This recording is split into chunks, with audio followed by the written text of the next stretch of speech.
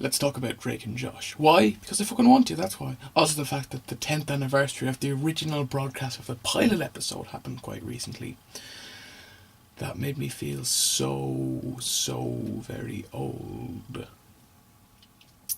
I remember Drake and Josh. I watched it. It was on pretty much every day, so I watched it a lot. And I remember, like, when Nickelodeon were kind of building up to it and stuff before they even started broadcasting it, like, oh god, that made me feel old. But I want to talk about, I just kind of take this opportunity to kind of talk about how good the show was, and in a way, a kind of a public service it did for children. First of all, the show was really funny, because basically what it did was, it took all these classic sitcom tropes, you know, that have been around since radio, basically, since sitcoms were on the radio, since before the invention of television, these tropes have been around, and they played them out. But the thing was, they played them out without a real sense. They didn't really play them with a sense of irony or sarcasm. They played them out straight, which was really nice. And basically what this did was, to the kids watching, because the primary audience for the show was children, even though it is funny enough for adults to watch it, is that they kind of learned about these tropes, so they were already educated in classic sitcom tropes by the time they were old enough to be watching adult sitcoms. And if a sitcom was like overdoing these tropes and it's all been done before, you can see the kid just kind of going, I know this, I've seen this before, like, and without having to watch all those decades and decades of sitcoms. I mean, it's Drake and Josh is hardly original, is basically what I'm saying. But what it did was, it showed it took all this brilliant comedy, by the way, and it showed it to these people who had never seen it before.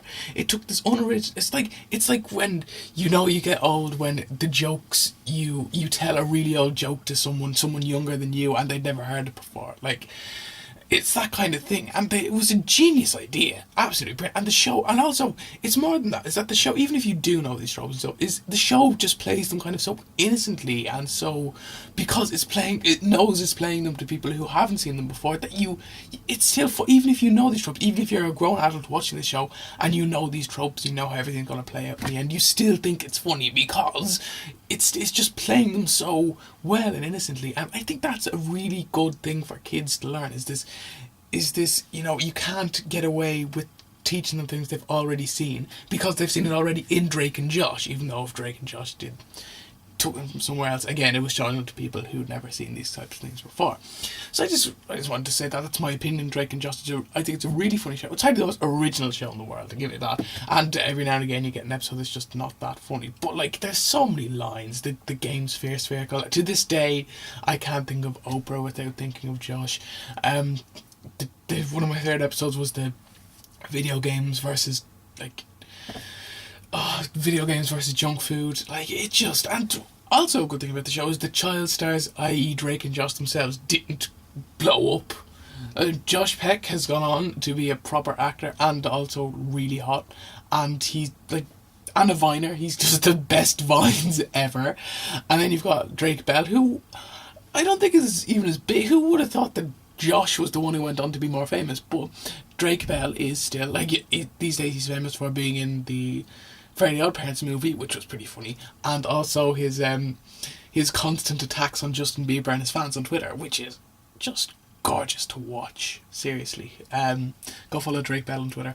So that's just kind of what I want to say about Drake and Josh on its 10th anniversary. God, that makes me feel so old. So yeah, thanks for watching, and I'll see you guys tomorrow. Follow me on Twitter, Tumblr, and my email address is down below in case you want to message me about anything, or send me anything you want me to talk about. And again, the comment section is always open for anything you think my attention should be drawn to, so I can weigh in my opinion on.